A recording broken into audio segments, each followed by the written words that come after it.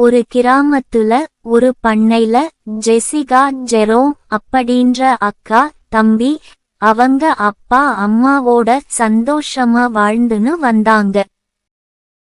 Jessica தன் அம்மாவுக்கு அவளுடைய வேலைகளில் உதவி செய்வாள். தம்பி ஜெரோமை பாசத்துடன் பார்த்து கொள்வாள். தம்பி ஜெரோமை அவளுக்கு மிகவும் பிடிக்கும்.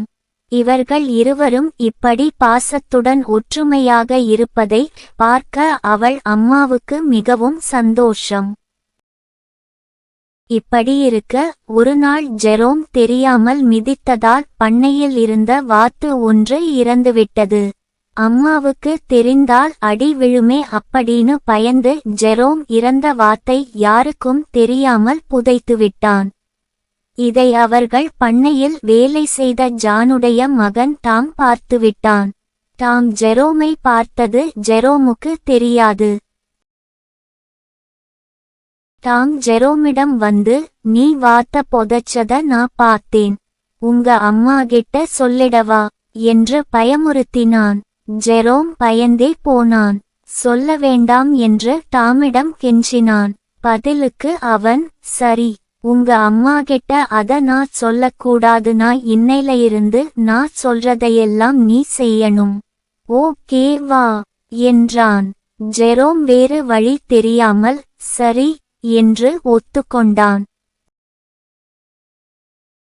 அன்றையிலிருந்து டாம் அவன் செய்ய வேண்டிய வேலைகளையெல்லாம் ஜெரோமிடம் சொல்லி, நீ இதையெல்லாம் செய், இல்லனா நீ வாத்த புதைச்சத நான் உங்க அம்மா கிட்ட சொல்லிடுவேன் என்று மிரட்டுவான்.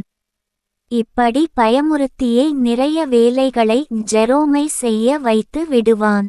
ஜெரோமும் டாமுக்கு பயந்து அவன் சொல்வதையெல்லாம் செய்வான். ஜெரோமுக்கு அவன் அப்பா தர்ற பாக்கெட் மணியையெல்லாம் டாம் பிடுங்கிக் கொள்வான். ஒரு நாள் ஜெரோமுடைய அம்மா ஸ்கூலுக்கு கொடுத்தனுப்பின பன்னீர் டிக்கா மசாலா, பேக் பிரெட், இன்னொரு நாள் புரிட்டோ, ஆப்பிள் சேண்ட்விச் எல்லாத்தையும் எடுத்து சாப்பிட்டான். நிறைய நாள் இப்படிதான் செய்வான். அதனால ஒரு நாள் ஜெரோம் ஸ்கூல்ல சாப்பிட்ட எதுவும் இல்லாம பட்னியா இருந்திருக்கான். டாமுடைய ஸ்கூல் ஹோம்வொர்க்கையெல்லாம் ஜெரோமை செய்ய சொல்வான். இப்படியே நாட்கள் போயிண்டிருந்துச்சு. ஒரு நாள் ஜெரோமுடைய சண்டே கிளாஸ் டீச்சர் பாடம் நடத்தி கொண்டிருக்கும்போது தவறு செய்தால் அதை சொல்லி உரியவரிடம் மன்னிப்பு கேட்க வேண்டும். பிறகு தவறை திரும்பவும் செய்யக்கூடாது என்று எல்லோருக்கும் சொல்லிக் கொடுத்தார்கள். டீச்சர் சொன்னதை கேட்ட பிறகு ஜெரோமுக்கு ஒரு ஐடியா வந்தது. ஒரு முடிவோடு அவன் நேராக வீட்டிற்கு வந்தவுடன் அவன் அம்மாவிடம் சென்று நடந்த வாத்து சம்பவத்தையெல்லாம் பயந்து கொண்டே அம்மாவிடம் சொன்னான். சொல்லி மன்னிப்பும் கேட்டான்.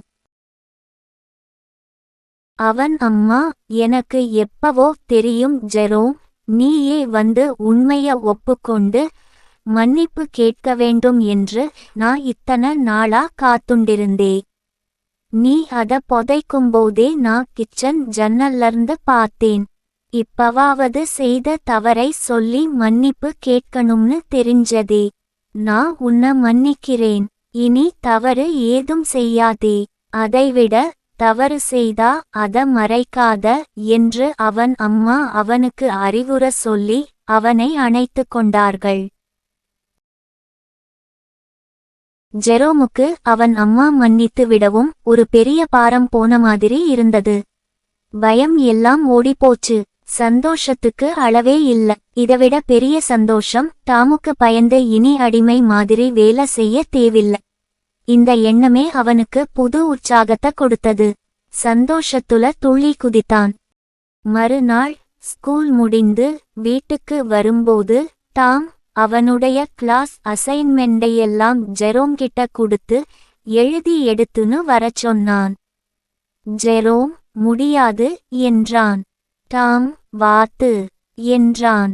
அதற்கு ஜெரோம் வாத்தா, அது நேத்து என்றான்.